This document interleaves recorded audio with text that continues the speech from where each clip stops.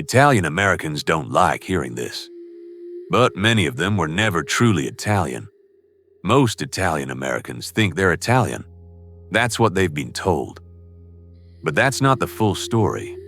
There's one big myth about Italian Americans, and almost everyone believes it, because when their ancestors came to America, many of them didn't even see themselves as Italian at all.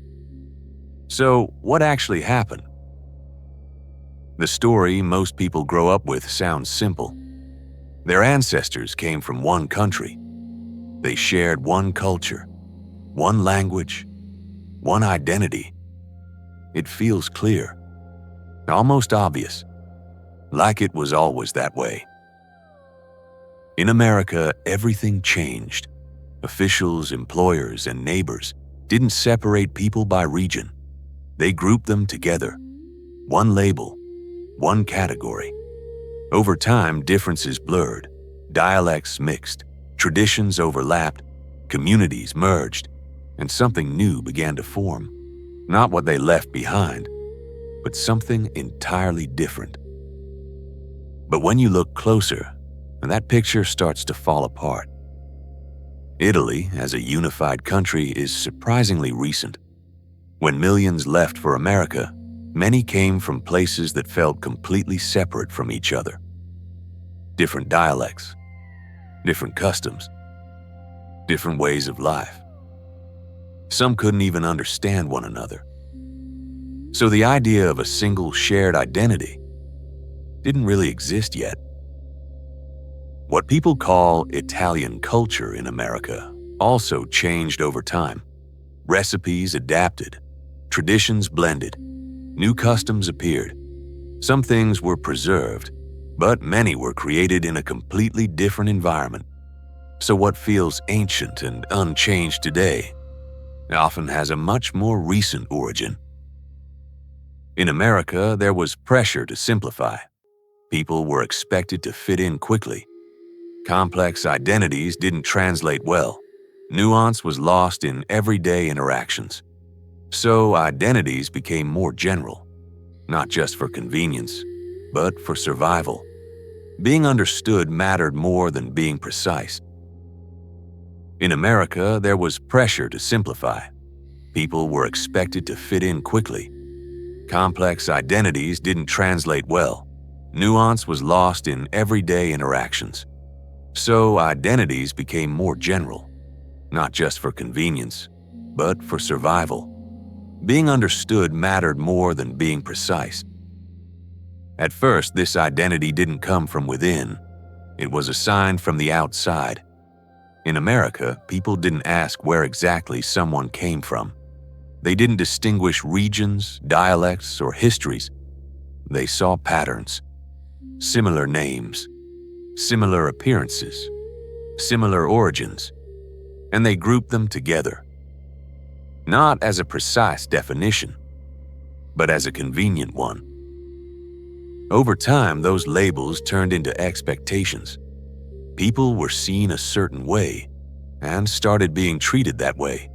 Certain jobs, certain neighborhoods, certain roles.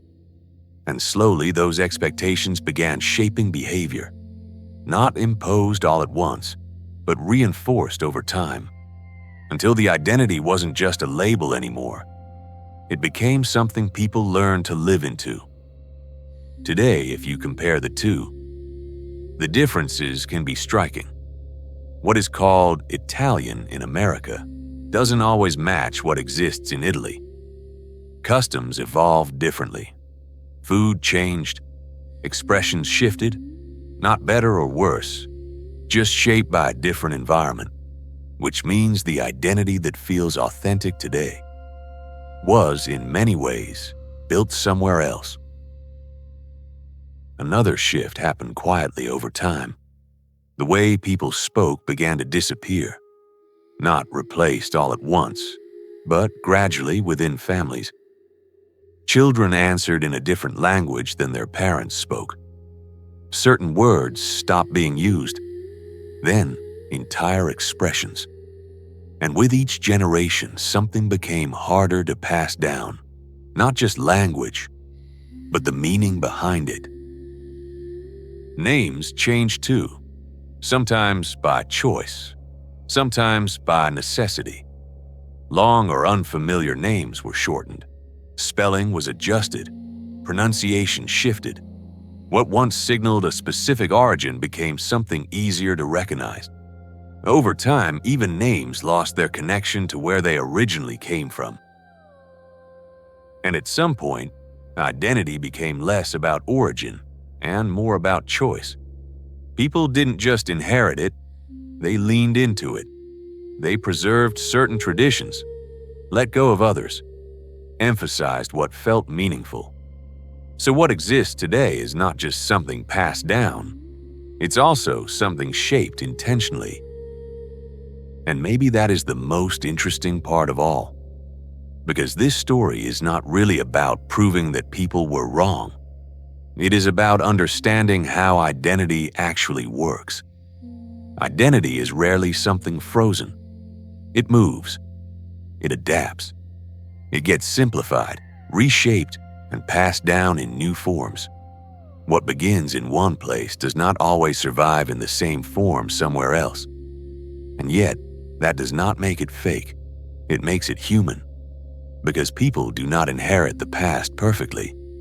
They inherit fragments, memories, symbols, family habits, stories told at the table, a surname, a recipe, a feeling. And over time, those fragments become a new identity of their own. So when millions of Americans say they are Italian, what they are often holding on to is not a perfect continuation of the old world.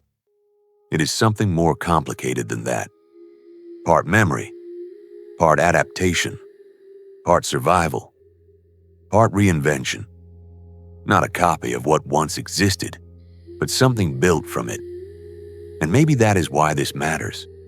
Because once you see this clearly, you start to understand that identity in America was never as simple as people like to imagine. It was shaped by migration, by distance, by pressure, by forgetting, by preserving just enough to keep a connection alive. So the question is not whether Italian Americans are really Italian in some pure and perfect sense. The real question is this: what happens to identity when it crosses an ocean, passes through generations, and becomes something new? That is where the real story begins. And it is not just true for Italian Americans. It is true for millions of people whose family histories were compressed into labels, whose complex pasts were turned into simple answers, and whose identities became easier to name than to explain. History is almost never neat, but memory wants it to be.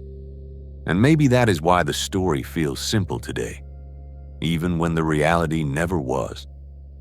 Thank you for watching. If this changed the way you see identity in America, subscribe to the channel. There is much more beneath the surface than most people realize.